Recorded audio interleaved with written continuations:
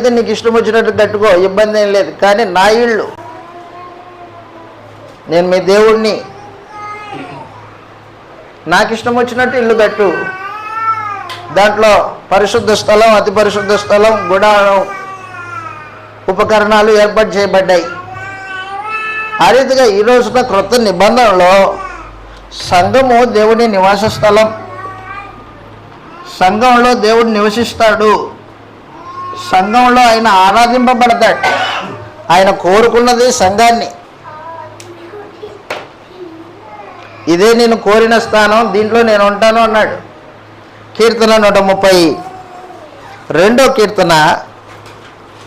కీర్తన 132 కీర్తన. దేవుడు కోరుకున్నది ఏంటంటే సియోనుని కోరుకున్నాడు. సియోనులో నివాసం ఉంటానని చెప్పాడు.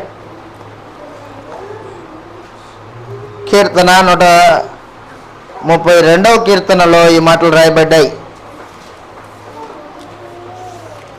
కీర్తన 132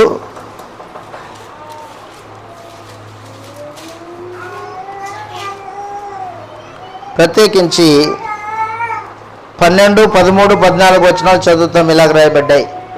కీర్తన 132 కీర్తన 12వ వచనంలో యెహోవా సత్యప్రమాణము దావీదుతో చేసెను. ఆయన మాట తప్పనివాడు. యెహోవా సియోనుని ఏర్పరచుకొని ఉన్నాడు. తనకు నివాస స్థలముగా దాన్ని కోరుకొని ఉన్నాడు. ఇది నేను కోరిన స్థానము, ఇది నిత్యము నాకు విశ్రమ స్థానముగా ఉండును. కాబట్టి దేవుడు కోరుకున్నది సియోన్ని. సియోనులో ఉంటాడు. సియోను అంటే క్రీస్తు ప్రభు సంఘానికి ప్రవచన రూపం. అది సియోను. దేవుడు ఎక్కడ నివసిస్తాడు? నిబంధన జనుల మధ్యలో నివసిస్తాడు. ఎవరు నిబంధన జనులు?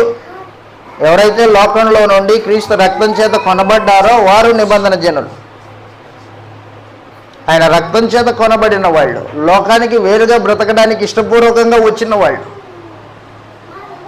బలవంతంగా వచ్చిన వాళ్ళు కాదు.